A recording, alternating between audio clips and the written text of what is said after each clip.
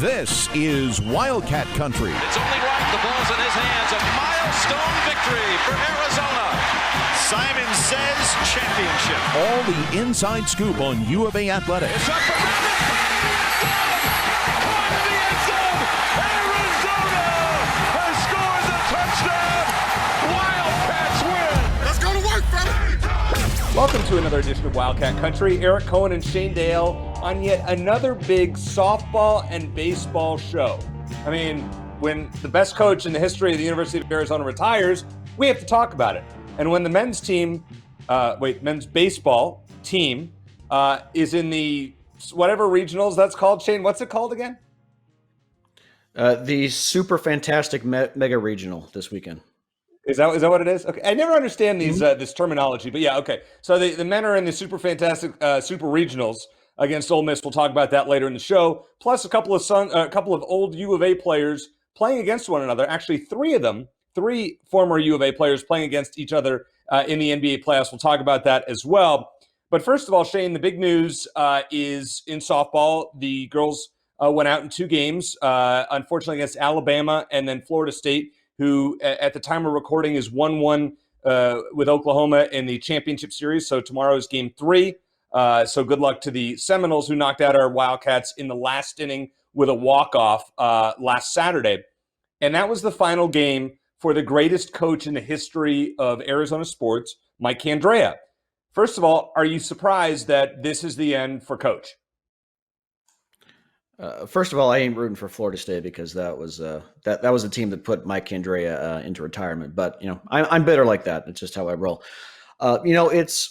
It's rare that when a prominent player or coach retires, Eric, all the hyperbole, all the incredible things said about that person when they retire actually understates their accomplishments. But you consider the University of Arizona has 19 NCAA team championships in its history, 19. Without Mike Candrea, they'd have 11. Okay, almost half of the NCAA titles in the university's history came with Candrea as head coach. I know softball doesn't get the kind of coverage that football and men's basketball do, nationally anyway. But that's a remarkable stat, and we haven't even gotten into what he's done beyond Arizona, including guiding Team USA to a gold medal at the 2004 Olympic Games. Lute Olson got himself a statue. Mike Candrea should get one too. And I've seen several people suggest that it be renamed Mike Candrea Field at Hillenbrand Stadium. That's a no-brainer as well, and it should happen as soon as next season. So it was probably the worst kept secret in Tucson that this was going to be last season. But I know their World Series run was short, but I'm so glad that the ladies were able to get him there. And like I said, I didn't even think they were going to get past Arkansas. They swept them. I was thrilled that he was at least able to experience one last World Series before he decides to ride off into the sunset. Yeah, I think that's a great point, Shane. I think having the chance for Candrea to get to Oklahoma City again. Now, the last time he won a title was in 2007. We had Taryn Moat, who was the pitcher on that team, on the show last week. This week, we're going to have Alicia Hollowell, who was the pitcher on the 2006 national championship team, one of the greatest pitchers to ever play at the University of Arizona, one of the greatest players to ever play at the University of Arizona. We're going to talk to her about Mike Candrea, and obviously her former teammate, Caitlin Lowe, is now the new coach of softball. We'll get to Caitlin in a second. Getting back to Coach Candrea, you're right, Shane. He deserves all of the accolades. You know what the crazy thing is? He won 8 national titles and yet hasn't won one. It didn't win one in his last 14 years, which is kind of crazy to think about. He won 8 titles in a span of 22 years, which is just remarkable in any sport, in any capacity, for a coach to be that successful in that period of time. Yeah, it's a good point. It's crazy because Arizona softball, for about a 17, 18-year stretch in the 90s and 2000s, was as dominant in its sport as UConn women's basketball is now. Which is a remarkable thing to say, and a reason why we were all so delighted when Arizona women's basketball beat them in the Final Four, because it's a huge deal to knock off Gino Ariema's teams. But Mike Candrea got to the college, was either the Arizona was either the College World Series champions or the runner-up under Mike Candrea, like 12 times in a 17-year span. That is remarkable. It was to the point that if they didn't at least get to the championship game it was a disappointing season. Now that's kind of gone by the wayside, and you're right, Eric. It's kind of crazy to think, but the College World Series hasn't been as common for Arizona under Mike Candrea recently. They got there the last two times they've been able to, but they haven't been quite as dominant. Now, you look at Caitlin Lowe, who's going to replace Mike Candrea, and it's a no-brainer. Proven winner on the field, off the field, someone who knows this program inside and out, someone who will likely be able to retain most of the returning roster. They have a lot of young talent, and should be able to sell some of the nation's most talented high school softball players on the legacy of this program and how they can add to it. She's going to go on a recruiting trail at the end of this week. Caitlin Lowe is a winner. That's all you need to know. She played at U of A when I believe both of us were there at different times. A 4-time first-team All-American selection, 2-time College World Series champion, 3 championships at the pro level. She's won at every level she's played at, save for a silver medal at the 2008 Olympics in Japan. But I don't think Arizona softball is going to miss a beat with Caitlin Lowe. I think Mike Candrea passed the baton to the right person. Yeah, I do. And I'm sure it was months in the making, if not longer. But I think this was the right call to pass it on to someone who knows the program so well, and the associate head coach, someone who's been building her way up in the program. She knows what it takes to win. I don't think she's going to have any problem relating to some of the best high school talent in the country. I don't think Arizona is going to miss a beat with Caitlin Lowe. I really don't. And I think that they might eventually get back to where they were. I think it's the right hire. I absolutely agree. It's interesting when we had Taryn Moat last week. I believe you asked her about being a head coach. Do you want to be a head coach one day? And she gave a very political answer. And neither of us had any idea. I mean, obviously, she knew what was going on here. And she gave a great answer in hindsight. I hope she stays on the staff.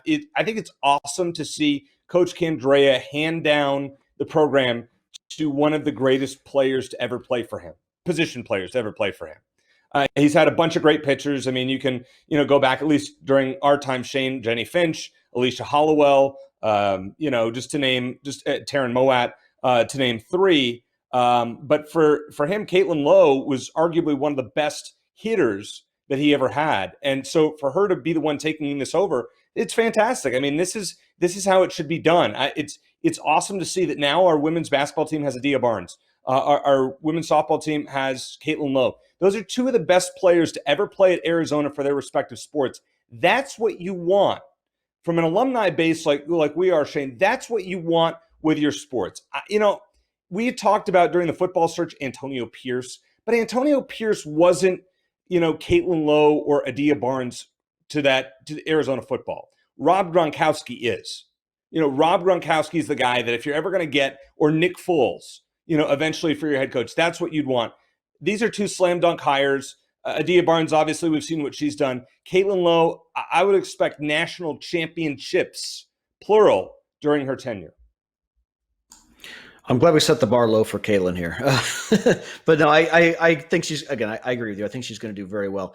I'm not one who thinks you have to hire alumni, but I think in Adia Barnes' case, obviously it made sense. I think in Caitlin Lowe's case, it makes sense because she's been mentored by Mike Candrea. And who knows, this could have been years in the making.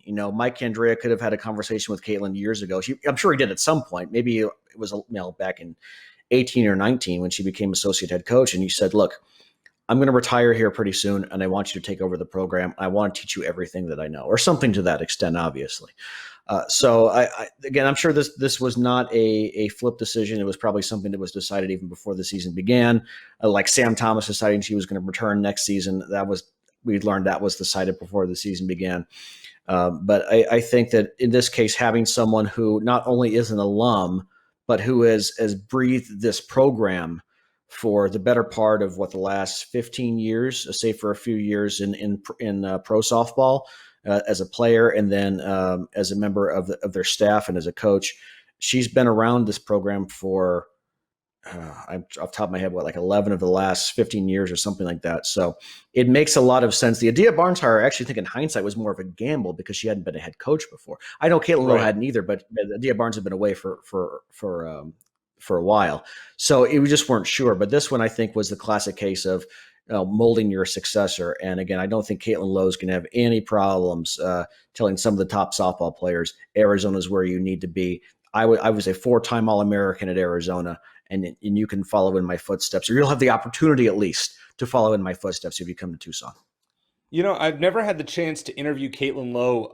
One thing that I know about her, and just watching her demeanor on the field, she's always been super intense. I mean, she ran into a wall full speed and I believe broke her nose as a player, because that's just the kind of player she was. This is what you want as a head coach at any level for any sport, somebody who's willing to put their body on the line and do what's necessary and be the ultimate gamer, and that's Caitlin Lowe. And congratulations to her for taking over. Congratulations to Coach Candrea for a wonderful career. And congratulations to this team, this most recent team, for making it all the way to Oklahoma City. They did a great job. They exceeded our expectations towards the end of the year. We did not think they were going to get there. Let's be honest. You didn't think they were going to beat Arkansas, nor did I. You said it. I didn't, but I was thinking that. So don't worry. You weren't in the minority there, and they did. And I think we deserve, Jesse Harper and Alyssa Denham and the other seniors deserve a lot of credit for leading this team and overachieving in Coach Candrea's last year. It's just really cool to see. I agree. And I'm glad that Caitlin Lowe was a part of that as well. I'm thinking about Caitlin's demeanor, like you mentioned, and I'm trying to remember, the press conference that she had, the introductory press conference she had to be named the new head coach. It's the first time I can remember her smiling. She always just has that intense look on her face. Right. Like as a player, she always had that same kind of stone-faced, serious expression on her face. And every time they show her on the bench as a coach, she has that same kind of look. So I think she's very intense is a good word, but like very even keel about it as well. Kind of like Mike Candrea. You don't see Mike Candrea. You picture him, you get an image in your head of Mike Candrea. It's him kind of standing stone-faced at third base, right? And Caitlin Lowe has that same demeanor. And so I think that it was a natural passing of the baton, even though Mike Candrea is an old guy and Caitlin Lowe is young, is a lady younger than us, or at least younger than me. I don't know about you. I can't argue with the decision. I think it was an easy one. Again, something that's probably a long time in the making. And no pressure, Caitlin, but we expect a lot of championships here in the next few years, okay? That's exactly right. And one other thing to keep an eye on. So Caitlin's husband is Paul Nagy, who was the assistant soccer coach, women's soccer coach the other year. And there was a job opening there with Tony Amato going to Florida. So it would be kind of cool to see Paul Nagy get the soccer job. Caitlin has the softball job. It seems like a no-brainer on paper. I don't really understand. He's a good coach from what I understand, and helped worked under Tony Amato, who really turned that program around. So it seems to make a lot of sense. So just throwing that out there. Okay, coming up next here on Wildcat Country, we're going to talk to Alicia Hollowell, who I actually have never spoken to before, even in school. Never had the chance to talk to her. We're going to find out her thoughts on Caitlin Lowe playing for Coach Candrea and her favorite memories in Oklahoma City here on Wildcat Country. There is so much going on with Arizona softball. Obviously, Mike Candrea stepping aside, the girls heading to Oklahoma City once again. And really great to have on a true legend of the program, 4-time NCAA All-American and national champion pitcher in 2006, Alicia Hollowell, who, when Shane and I were in school, was a complete force. She was the best pitcher in college softball. I think it's not unfair to say that. Alicia, thank you for joining Shane and I here on Wildcat Country. First of all, your thoughts on Mike Candrea stepping aside. Are you surprised? And when you first found out the news, what went through your mind? Well, first of all, thanks for having me. No, I'm not surprised. I think this has been kind of a long time coming for him, especially since Michelle, his daughter, had, her kids. And so he has grandkids, and just spending time with his family, is important to him, and being able to have that opportunity. I think, it's been a long time coming. I think it was just a matter of him, getting all his ducks in a row and figuring out who's going to take over for him. Alicia, first of all, I'm actually surprised that my co-host, Eric, he usually likes to overstate people's accomplishments. I actually think he understated it in your case, because I think it's fair to say in a university with some of the best pitchers ever to play the game, you were the best statistically. So I'm just going to throw that out there. But I'm moving on. We had Taryn Moat, another great pitcher at Arizona, on the podcast last week. And she said that Mike Candrea is really known for giving some great life lessons, in addition to being a pretty good softball coach. Is there anything you learned from him that's really stuck with you all these years? I think it's just like the stability and just him always being there, him always being, a consistent, you always knew what you're going to get when it came to him. And so I think just having that like consistency and just knowing that to give people and let them, get a consistent part of you that isn't going to change, not going to fluctuate, no matter what, what you're going to get with him. And I think that's been a big thing I've learned from him. So let's take a step back and tell us about your decision to go play for Coach Candrea at Arizona originally. Do you remember what that process was like? Can you give us any insight into how you made that decision?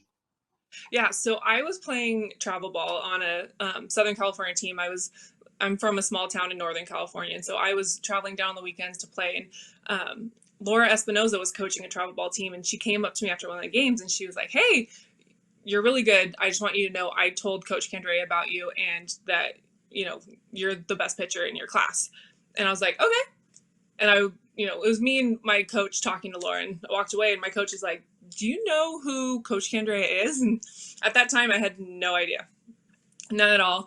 I was just kind of going through the recruiting process. I was getting recruited, by most of the, at that time, Pac-10 schools.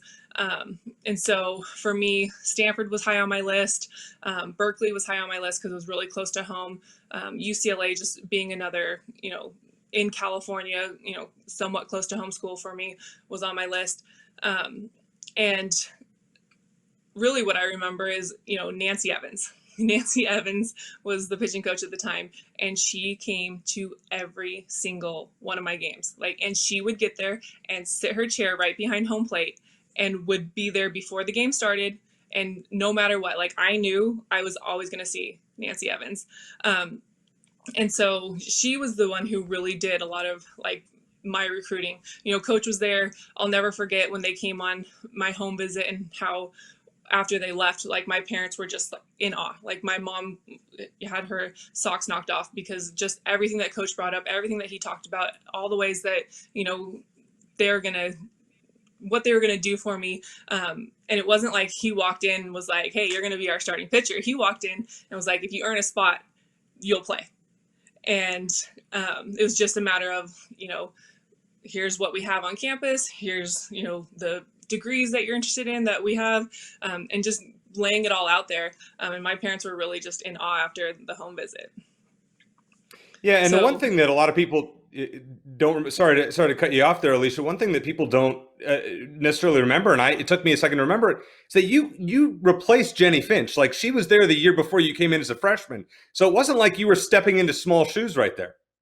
Yeah, no, I always say I got really lucky with the timing of when I came into school because Jenny graduated, so she was there as a fifth year, but Jenny Gladding transferred to Florida. And with that happening, it just kind of, and then I came in with Leslie Wolf, and then Wendy Allen were the other two pitchers. And so it was really just an opportunity for me, since Jenny Gladding transferred, there was no returning pitchers, to just kind of get in there, and I got the ball and was able to kind of rock and roll with it. So in the 3 years you were coached by Coach Candrea, you made the College World Series, obviously winning in your senior year. How did Mike Candrea make you a better softball player? I think just the mental toughness, knowing that, he trusted me and he was going to give me the ball and I had to get out there and get the job done. And he allowed me to, kind of do my thing.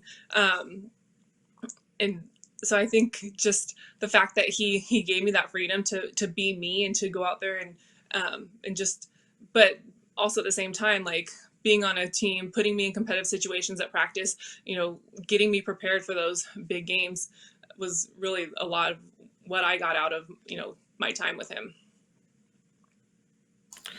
Let's talk about the new head coach of Arizona softball, someone you know very well. Caitlin Lowe was actually the Pac-10 newcomer of the year in 2004. An award you won a year earlier. So obviously you two were teammates. I believe your coaching careers at Arizona overlapped a bit as well. What should Wildcat fans know about Caitlin, other than the fact that she was a fantastic softball player herself back in the day and is also a great coach? I think just, she's going to do a lot of what Coach Candrea did. She's going to be very consistent. She's going to, be a good recruiter. She's really smart with the game. And so I'm interested to see kind of the edge that she brings, because nobody can be coach, nobody can, be exactly like him. But I think she'll bring a lot of a good new energy. Alicia, why is Caitlin the right person to take over for Mike Candrea at Arizona? I think coach just knows, and I'm sure it's personality. I'm sure it's the knowledge. I'm sure it's just the passion and drive and, what she can bring. And I'm sure there's so much more that, coach knows that everyone else is going to find out, as this journey begins for her. When you think back to your time, the last game was winning a national championship. What's your, I guess I would assume that's your fondest Wildcat, but kind of explain what it feels like when you take the ball in the last inning with a lead, knowing a national championship is 3 outs away. What's going through you at that point, and what do you still remember about it? I think it was just the big thing for me was just the culmination of my 4 years and the confidence that I had, going into that last inning, the last 3 outs, we were ahead by 5 runs, and just knowing finally, this is it, all the hard work, all the blood, sweat, and tears, everything. I had come to Arizona to win a national championship, and now we were in this position to get it done. And, and I played on some really, really good teams where I look back at my freshman year and I'm like, oh, I wish I would have known my senior year or my freshman year what I knew my senior year. And just some of the things the losses that we had in the World Series and the different things that, you would have done differently, but to then finally get it all and it all come together senior year and win it was just a great feeling and a great way to go out. And it's still now when I watch the World Series and watch the teams, that lose and the seniors that, are just heartbroken. And it's man, there's only one team that their seniors get to do that every year and win the last game. And I'm I was so lucky to be able to get that done that year and, have teammates that, came through and, scored all the runs and backed me up defensively. And so it was just such an exciting feeling and the culmination of just all 4 years and wanting to get it done for coach. I think that's the big thing is, I came to Arizona to win a national championship, and to get it done for him, was a big part. Alicia, I know you stepped away from coaching a few years ago. I know you're married with a couple of kiddos now. What are you up to these days? So I work part-time as a dental hygienist. I have my 2 awesome kids that keep me really busy. Ensley is going to be 3 in July, and then Garrett just turned 1. And I think everything has worked out the way it's supposed to. My biggest drive was to become a mom and to have, my family and to be able to give them the time that I wanted to. And so now being able to kind of split my time and work part-time as dental hygienist, be a full-time mom. And then I also give some pitching lessons on the side. And I have, really, really awesome group of kids that I work with. They range in age from, 10 to 18 that are extremely talented, have really awesome families that, back them up and, do everything for them to provide the best softball experience that they can. And so being able to work with them and help them just become a little bit better is, kind of my softball outlet that I have. My last question for you, sort of along those lines. I know you stepped away to look for something a bit more, in your words, normal and something not quite as time consuming. Mm-hmm. Say Caitlin gives you a call one of these days and say, hey, would you want to rejoin the staff? Is that something you consider, or have you moved on for good from that? No, I've moved on from that for sure. Like I said, everything works out the way that it's supposed to. And just the balance that my life has now is exactly what I want. And I love it. And I love, my being with my kids as much as I am. And there's really nothing that could take me away from that. Well, and we can't blame you. I mean, that you're living the good life, and you've had a chance to do it all in the sport of softball, which is amazing. My last question for you is, even with Mike Candrea gone, give us, let's say recruits are listening to this podcast right now, give a sales pitch as to why playing at Arizona is the right move for them. Just the tradition at Arizona is never going to die. So Coach, all he's doing is passing the torch, and just with the alumni that are there, the coaching staff that's there, the team that's there now, like it's just going to continue to, the faucet is just flowing, and it's not going to stop. So there's no better time to join the ranks with the new energy that is, coming through. And I think it's just an exciting place for, kids to play and to grow up in Tucson and to have, everything that's given them at the University of Arizona. There's like no better place to get your degree and play softball and play in front of the incredible fans. So you're only missing out if you don't go to U of A. I think Shane was right when he said earlier that I understated your accomplishments as a 4-time All-American, a national champion, and one of the greatest pitchers in Arizona history. I don't know how you can understate that did. Alicia, it was great to have you on, and congratulations on all of your success on the field back in the day, and obviously off the field now. You're doing great, and we're really glad to have you on and hope to have you on again down the road. Well, we really want to thank Alicia Hollowell for joining us. Really cool to catch up with her, hear some cool stories. And I mean, just can you imagine, Shane, having the chance to, in your sport, whatever sport playing, to have the ball 1 out away, for baseball or softball in this case, 1 out away from winning a national championship, the last game of your collegiate career, and what that must feel like. I mean, what a thrill for Alicia to be able to go out on top. I mean, just so cool to hear her recollection of it. Yeah, I'm no good at sports. That's why it's fun talking to people who are good at it and live through them and have them recollect. Yeah, Alicia and I actually had a poli-sci class together back in the day. I don't think I ever spoke to her. We were, like I said, in different parts of the room. I didn't know her. So, but the only reason I was there every day is because the professor took attendance. Not that I missed a lot of classes in college, but anyway, she was there at the same time I was. Yeah, I would never see you as somebody who'd missed too many classes. Now, I actually didn't. For my first 3 years, I was a very good – I think I missed – get this, Shane – under 10 classes combined in 3 years, and then senior year. So your commitment to school is just as good as your commitment to going to Arizona football games is what you're saying, which is impressive. Yeah, it is, actually. And I missed – in school, I missed going to one game, and I remember why. It was my freshman year. They played Stanford. It was on ABC. It was in 2001. And I had a friend's birthday up here in Phoenix, in the Phoenix area, so I missed the game. Now, in hindsight, I would never do that, knowing that my streak, knowing that it would, so good. And I never would have missed 3 games in 2005 after I graduated. I missed one in 2006, and before last year, I had hit every other home game from 2006 to 2019. So we will start that back up coming September. September 11th, I believe, against San Diego State. Can't wait. So just kind of throwing this out there, Shane, kind of switching topics in our last segment here. The Suns are playing. We talked about the Phoenix Suns playing the Denver Nuggets, and it's a big series for former Arizona basketball players. We have 3 of them in this series, DeAndre Ayton, Aaron Gordon, and Zeke Naji. I mean, if this series, watching DeAndre Ayton, doesn't help recruit players to Arizona, Sean Miller or not, I don't know what will. Well, Eric, I'm a lifelong Suns fan, and their Suns were actually my first sports love, the 88-89 team. I'm dating myself, I know, but with Kevin Johnson and Tom Chambers and Dan Marley and Jeff Hornacek, that's when I really fell in love with sports and with basketball specifically.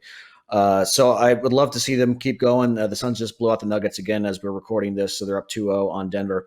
What's disconcerting for me, Eric, is the fact that I am rooting for Frank Kaminsky and against Aaron Gordon. That doesn't sit right with me. I'm just trying to tune that out in my head and remember that we have DeAndre Ayton as well, who has been fantastic so far in the playoffs and is really hopefully keeps it up. And you can remember how tall he is and how big he is, and he's able to go to the hoop and dunk over some of these guys as opposed to having to these fadeaway 6-footers. But he's been great. I'm going to put the Kaminsky thing out of my head. I'd love for the Suns to be able to bring Aaron Gordon along if they win this series. But no, it's nice to see some former Wildcats getting some action in the playoffs, and at least one of them is going to go to the conference finals. We know that for sure. Right, which is exciting. Yeah, and I'm not a big NBA guy. I mean, I love the Suns as a kid, and as I've gotten older, the NBA is just to me. I prefer the other professional sports over that. But nonetheless, really cool to see this. Hard not to root for the U of A guys when they're on the court. Aaron Gordon, Zeke Naji, who had 6 points in garbage time tonight before we recorded this podcast in Game 2 of the Western Conference semifinals, and then obviously DeAndre Ayton, who's been an absolute beast throughout the playoffs thus far. So, all right, speaking of playoffs, let's talk about the team that is still alive. I believe it's the last Arizona team to be playing in the 2020-2021 school year, and that's the baseball team, as we expected. Made it to Super Regionals. They're going to host Ole Miss for a best-of-3 series with the winner heading to Omaha. All right, Shane, first of all, your thoughts on last weekend. You were freaking out about this Oklahoma State team, and we never saw Arizona get a chance to play them because they got whooped by Santa Barbara twice. I don't recall freaking out. I do recall being concerned because Oklahoma State resume, there was just about as good as Arizona's. But yeah, like you said, the only thing that really surprised me about the Tucson Regional is Arizona never had to play Oklahoma State. Like you said, you look at the matchup, you think, okay, State has an RPI comparable to Arizona's, which it did. And it's going to come down to those two. The Cowboys got stomped by Santa Barbara in their first game, then beat GCU to eliminate the Lopes. And the Lopes played well. They went up 4-0 against Arizona that first game and lost a close game to OK State. But then OK State lost to Santa Barbara again. But the Wildcats took care of business. They showed that they can win in the slugfest, as they did against GCU in that first game. They rallied to win 12-6. And then they could win close games, pitchers duels. They limited the Gauchos to 2 runs in the 2 games they played against them combined. Garrett Irvin, a.k.a. #Gary, earned Regionals MVP for throwing a 3-hit shutout against Santa Barbara. So, something that Kendall Rogers with D1 Baseball said that was kind of interesting. He tweeted on Monday. He said, I said earlier this season, if Nate Yeske, their pitching coach, could get Arizona's ERA below 4.5, that Arizona is an Omaha team. Well, it's now 4.34, and it keeps dropping. The GCU game was a bit rough. Chase Silseth had a rough outing, but the other 2 starters were fantastic. So it's a tricky matchup against Ole Miss. I mean, it's going to be against anyone this time of year. They're both very good hitting teams. Irvin's been red hot. Chandler Murphy was also very good in Arizona's final regionals game. They're just going to have to be just as good against Ole Miss. And the Wildcats have been great at home. They're going to have the home field advantage. They're going to have the heat on their side, presumably. They're got to be a little more used to that, even though I'm sure Ole Miss is used to the humidity out there. But I'm not picking against the Wildcats at this point. Are you? No, I mean, at this point at home, I mean, I take them just about over anybody playing at High Corbett Field. Other than Vanderbilt with the pitchers and Arkansas, who's just a dynamic team, it's hard to pick against Arizona losing a series. Best out of 3 at home. Now they might. I mean, you never know if Ole Miss comes in there hot. They had this guy Doug Nikhazy, I believe, had 16 strikeouts in the regionals last week. So look out for him. He's a pretty good pitcher. The question that I have for you, Shane, if you were Jay Johnson, who is your Friday night starter? Do you go with Silseth again, who hasn't pitched well lately? Let's be honest. Would you go with Gary, who's been great, or would you go with the Sunday starter, Chandler? What's his last? Chandler? Is it Murphy? Is that right? Chandler Murphy. Yeah. Well, Chandler I don't know how much of a difference it makes between. You're talking about just Irvin or Silseth. I mean, they're going to be 1 and 2, one way or the other. So I don't know how much of a difference it makes. If you're talking about maybe going with Irvin and Murphy, I don't know. I think Silseth, excuse me, it's easy for me to say, has been good enough to warrant a start in game 1 or 2. But it's an interesting question. And Arizona scored 498 runs this season, second most in the nation. Ole Miss is number 8 with 460. Now, Arizona is number 1 in the country in hits. Ole Miss is number 3. Arkansas is the best team in the country, like you said, but Ole Miss is the best hitting team in the SEC. So, Wildcat pitching, including the bullpen, they're peaking at the right time. On the other side of things, Ole Miss has a team ERA of 4.55. It's a tad higher than Arizona's. You have to consider what conference they play in, though, and the fact that Arizona and Vanderbilt are both in there. Ole Miss records a lot of strikeouts. They have the second most in the country per 9 innings, but the Wildcats are the best hitting team in college baseball. 8 of their 9 usual starters are hitting over 300. 4 of them are hitting over 350. Daniel Susak and Jacob Berry were just named co-freshmen of the year by Collegiate Baseball. First time in the history of that publication that teammates have shared that award. So hitting, not a problem. The Wildcats have shown they can win in a pitcher's duel or a slugfest. It's not going to be easy, but I think Arizona's going to find a way to take 2 out of 3. If they don't sweep it, I think they're just better. They're playing at home. If they keep doing what they're doing, I think they go to Omaha. Yeah, I think this goes 3 games. I think Ole Miss is going to win one of these games. I think, you know what, here's my prediction on the series. I think Ole Miss wins on Friday, and I think Arizona wins Saturday to even it up. It goes to a Sunday night elimination game, and I think Arizona pulls it off in a close, high-scoring game that will make all of us probably take a little bit of time off of our lives getting nervous watching this game. But I do believe Arizona will be in Omaha, and we'll be talking about them next week. You know, it's amazing, Shane. And you've tweeted about this, and we've discussed it on the show.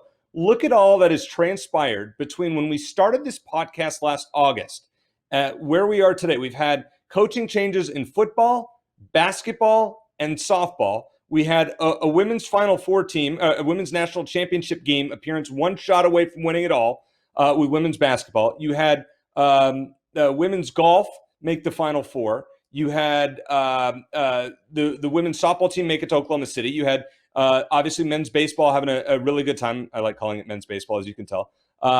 Just so much going on. And, how do we top this in years going forward? Who knows? But, boy, it's been a heck of a ride for a year that, when we started this in August, we didn't think we were going to have any sports, or we were concerned about that.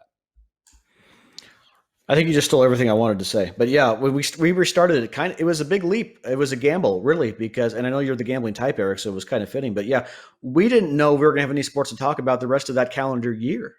And then it's not only that, but then when it did start up, the football team was atrocious. I mean, that aside from that first game where we felt pretty good, they almost pulled the upset against USC, and then it got progressively worse and worse until, of course, the big crescendo against ASU. Yeah, the men's basketball team that looked good at times, but then the NCAA, or they announced they were going to ban themselves in the NCAA tournament, hopefully save themselves future punishment. We'll see how that all works out. It was really the spring sports, women's basketball and the spring sports. And I'm going to count women's basketball as a spring sport because they played through into April, okay, because they got as far as they did in the tournament. But that's really saved us. It's made Wildcat fans who are maybe a little uneasy about wearing U of A gear in public, maybe especially around here in the Valley when, ASU fans are going to yell, hey, 70-7, not that anyone ever do that, but women's hoops, like you said, coming one shot away from winning the whole thing, to a number of teams finishing in the top 25, men's tennis having one of its best ever finishes, our beach volleyball team finishing in the top 10, along with everything else you mentioned. It's been so good. And there's, again, like you said, so many, I can't believe the number of off-field, off-court, whatever the sport is, topics we've had, from obviously Kevin Sumlin going to Sean Miller to Mike Candrea now. I don't know how we're going to top these next 8 months, and hopefully we'll have hopefully winning's contagious, like Jed Fish has alluded to, and hopefully it'll catch on to the football team, and we'll have some victories to talk about. And I don't know if we're going to get to 6-6 with the football team, like Joe Tafoya predicted, but 3 or 4 wins with an upset in there, I would consider that a step in the right direction. I was out at a sports bar on Saturday wearing U of A gear, Shane, and somebody came up to me and said, so what do you think about 70-7? So it happens, and it's real. There you go. And screw you, Kevin Sumlin, for allowing that to happen. And I'm glad you're unemployed. And notice how Kevin Sumlin has not uttered a peep in public about his tenure at Arizona. Because Eric, he's counting his buyout money. He's still working at that. He's counting his buyout money from A&M. He hasn't even gotten to Arizona yet. He's a thief, Shane. As far as I'm concerned, he's like a bank robber. He is a thief for what he did. To put on a performance like that against a rival, I don't care if you know you're going to be fired or not, that is an utter embarrassment, and one, unfortunately, that we won't live down. I really hope that Jed Fish goes and beats ASU this year. That would make it at least somewhat tolerable. We've lost, 4 in a row to them? Kevin Sumlin, screw you. Glad you're out of the picture. Jed Fish, you have some pressure on you to just win that game. If you go 0-11, just please win that game. I just have to say that. Shane, great show as always. Alicia Hollowell, thanks for joining us. Want to thank our friends at All AZ Sports. We're really glad to be affiliated with them. Check out the new website, allazsports.com. Really cool things on the way, so take a look. If you're a fan of any of the Arizona sports teams, Suns, D-backs, Cardinals, or just in general, just like talk sports, there's going to be a lot of great content on the website, so keep an eye on it going forward. For my co-host Shane Dale, I am Eric Cohen. As always, bear down.